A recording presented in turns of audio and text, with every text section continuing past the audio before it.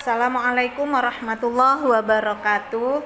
Anak-anak, pelajaran fikih, ini ada video pembelajaran dari Ustazah Nur Abidah. Hari ini bab 1, pelajaran bab haid. Haid bagi anak perempuan. Tidak apa-apa, yang anak laki-laki juga harus paham karena besok juga kalian mempunyai istri. Itu ya. Haid menurut bahasa, menurut lughat adalah mengalir.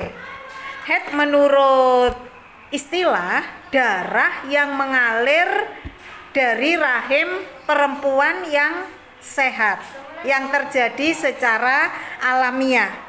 Kenapa haid atau yang biasa kita menstruasi itu dialami oleh anak perempuan aja, karena anak perempuan mempunyai rahim, sedangkan anak laki-laki tidak mempunyai rahim. Maka dari itu anak laki-laki tidak mengalami haid. Haid atau menstruasi hanya dialami oleh anak perempuan karena anak perempuan mempunyai rahim. Masa haid paling minimal itu berusia 9 tahun. Jadi 9 tahun kalau sudah mengeluarkan darah itu sudah dinamakan darah haid. Kalau kurang dari 9 tahun itu bukan darah haid, bisa juga darah penyakit. Minimal keluarnya darah haid itu 1 hari 1 malam.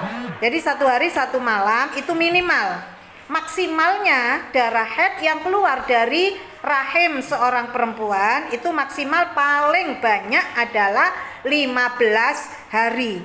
Di luar 15 hari itu kok mengeluarkan darah lagi, maka itu bukan dinamakan darah haid, tapi darah istihadhah. Paham ya? Terus ketika wanita mengalami haid, menstruasi, ada beberapa hal yang dilarang, haram untuk dilakukan. 1, sholat. Wanita yang haid tidak boleh sholat, dan ketika suci, ketika darah sudah tidak keluar lagi, tidak usah mengganti sholatnya itu. Yang kedua, orang yang sedang haid, wanita yang sedang haid diharam untuk puasa. Tapi ketika di luar bulan puasa, wanita yang haid yang tidak berpuasa tadi, contoh misalkan dia haidnya 7 hari, berarti punya hutang puasa 7 hari, maka di luar Ramadan harus membayar puasa tadi 7 hari.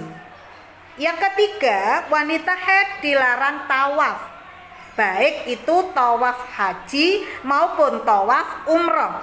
Jadi tawaf mengelilingi Ka'bah 7 kali itu harus dalam keadaan suci, tidak boleh haid. Yang keempat, wanita yang sedang haid dilarang berkumpul dengan suami. Kalau duduk-duduk aja enggak apa-apa, dilarang berkumpul, maksudnya berkumpul dalam suami istri. Coba kalian paham. Yang kelima, untuk wanita haid tidak boleh memegang Al-Quran dan tidak boleh membaca Al-Quran. Tapi digaris bawahi, ketika kalian mau tidur, kalian baca Asmaul Husna, baca ayat kursi. Ayat kursi kan Al-Quran. Baca Qul a'udzu birabbin nas, Qul a'udzu birabbil falaq. Enggak apa-apa, ketika haid tetap dibaca, tapi kalian niatkan jangan membaca Al-Quran, niatkan membaca doa. Tapi untuk mengaji yang biasa kalian lakukan, tilawah, itu tidak boleh. Tapi untuk yang mau tidur kan sudah dilakukan istiqomah, ketika haid enggak apa-apa, tapi diniatkan untuk zikir, doa mau tidur. Terus materi terakhir adalah setelah darah haid tadi berhenti suci, untuk anak perempuan sucinya itu kalian tempeli kapas, Ketika kapas itu sudah bersih-bersih, putih, berarti itu sudah suci. Tapi ketika kapasnya masih ada kuning-kuningnya, itu belum suci loh ya, belum bersih. Ketika sudah bersih darah haid, kalian wajib mandi. Mandi dari berhenti darah haid dinamakan mandi janabah.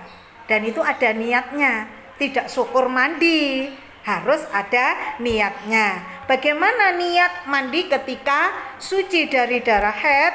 Nawaitul gusla liraf'il hadatsil akbari minal haidi lillahi ta'ala. Boleh bahasa Arab, boleh artinya saya niat mandi menghilangkan hadas besar, hadas haid karena Allah Ta'ala.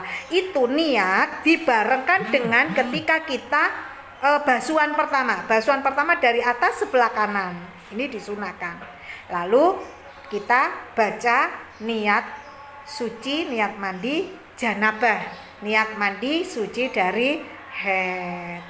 Nanti ada soal, ada evaluasi latihan, link sudah ada di tim, kalian kerjakan. Selamat mengerjakan, mudah-mudahan pelajaran fikih kali ini membawa manfaat. Assalamualaikum warahmatullahi wabarakatuh.